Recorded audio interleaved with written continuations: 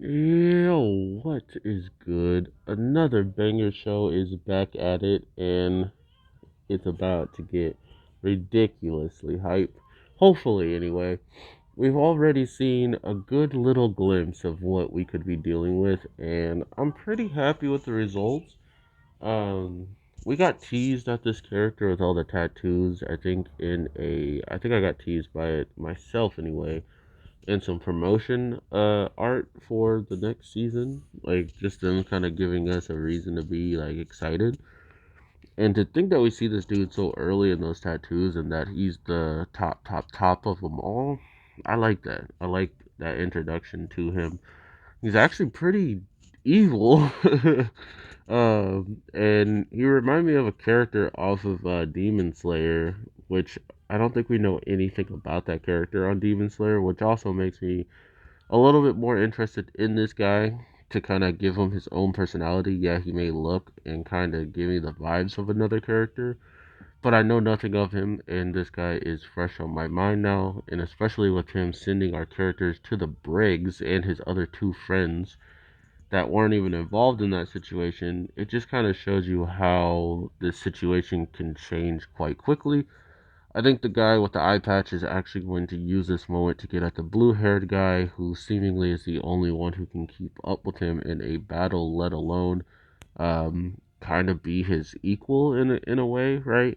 Like someone that he actually respects on the battlefield. Hence why when he said, "Yeah, they're my blood related," and they're part of my crew, they just took it as okay. But once our red-headed friend actually opened his mouth, it was pretty clear what he was lacking and what he should have known, getting them in a lot of trouble.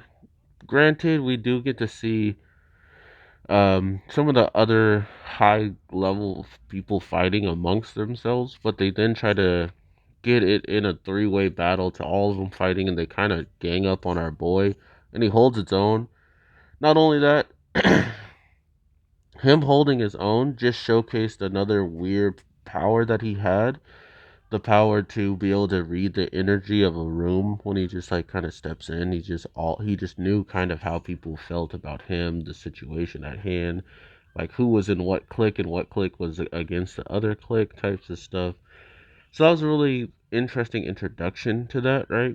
Like I don't think it's ever been explained that he has even that, and it is because they kind of say like he learned this because of his hardship and what he was living with. So it's like, okay, this is the introduction of his way of kind of just reading the room better than anyone else.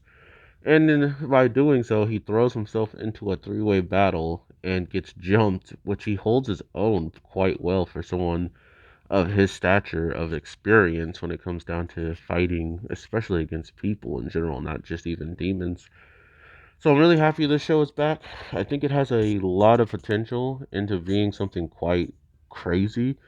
The animation looked quite the same, but way more polished. Like the characters look a lot more well animated, and they're just a little bit more crispy. So I'm glad they got the time and break that they needed to even polish up the show even more. And I thought it looked great before, but I'm looking forward to more. We got a good look at all the strong people that are around as of right now, and it seems like we're gonna get a better showcase of their powers in next week's episode. So I hope y'all look forward to that. I am your boy, the Anime G, and I will talk to y'all in the next one.